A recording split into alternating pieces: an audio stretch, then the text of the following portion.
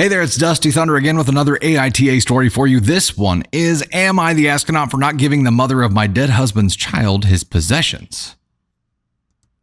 Me, 30 female, and my husband got married when we were 25 after 6 years. He passed away in an accident in April. A few weeks before the accident, I found out that he had done a one-night stand with a woman who he works with. When he died, I hadn't decided yet what was going to happen in our relationship. We entered counseling and we're still living together, but obviously it was hectic. As I wasn't sure if we were going to divorce, I decided not to tell our families and only confided in a few close friends and my therapist. I didn't want opinions from everyone. I also didn't tell his family when he died. There was no reason to. A few weeks ago, the affair partner reached out to me. She's 5 months pregnant and preparing to raise the baby. She wanted me to tell his family because she wants her child to have a relationship with his family and be connected to his culture. I said I wouldn't do this and simply passed along their contact information. Shit hit the fan. I am close with his brothers, and I thought that they were going to raise him from the dead and kill him again. Apologies for the dark humor. They're coming around to the idea of having a relationship with the baby, but I do not want to. Nor has the mother offered, which is fine. The mother has gotten back in touch with me to ask for some of my husband's possessions.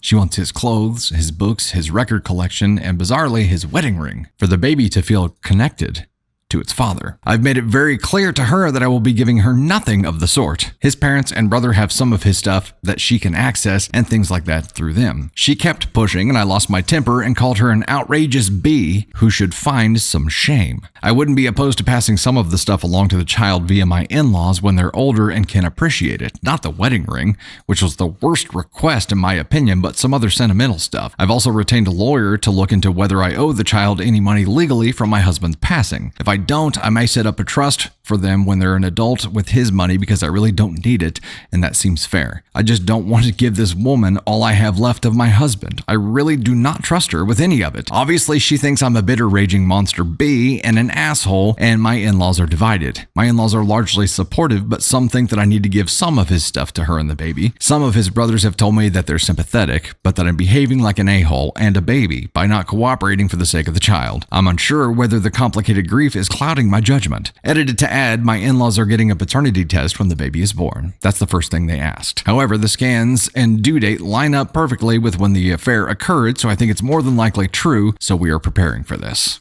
Oh my God. This poor woman. This poor flippin' woman. Not to just lose your partner, which is obviously like a terrible thing, but to right before then find out that they had cheated on you and be like your marriage is just in the wind at that point. It's just blowing around. Nobody knows which way it's going to go. And then this happens and she loses her partner. And then the side chick reaches out and is like, hey, I'm pregnant. And you're like, oh, what else you got, universe? You got something else up there you want to throw at me? Come on. What else could there possibly be? My spouse cheats on me. I lose my spouse. And then the lady he cheated with ends up pregnant, and she reaches out and wants my husband's stuff so that the baby can have it. This seems like an episode of Designated Survivor. That's like the kind of shit that Tom Kirkman goes through on the daily, but it's all like national, defense crisis and political crap. This is the amount of getting bent over that life throws at him in each one of those episodes. This person just goes through like what the ring is like the weirdest piece of this too. So why on earth would you want the wedding ring knowing that he cheated with his wife, with you? Super confused about that. The ring has confused the hooey out of me. I don't know what to think there. So the question here is, am I the astronaut for not giving the mother of my dead husband's child his possessions? The way it was written in the title, I could not determine who had passed. But the story obviously made that clear. I think OP is pretty level-headed throughout this, and OP is what she says about being willing to set up a trust for the kid to have access to later on in life makes great sense. This seems pretty reasonable.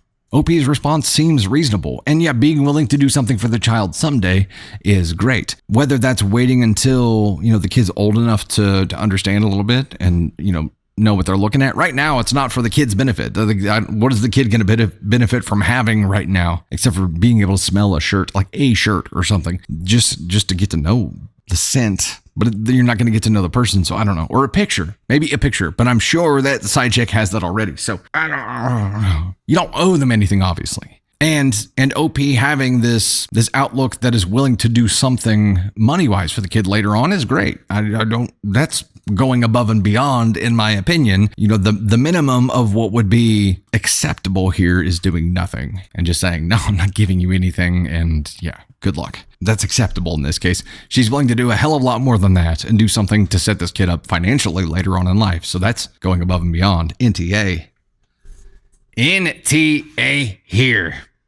If the family wanted to hand over some personal effects, that's the route it probably should go. OP is willing to do more than the average person would do it all here. And I don't think this is grief clouding judgment. Obviously it is, but I don't think that it has skewed OP's judgment to the negative here. I think if anything, she is willing to do more than she would have been otherwise.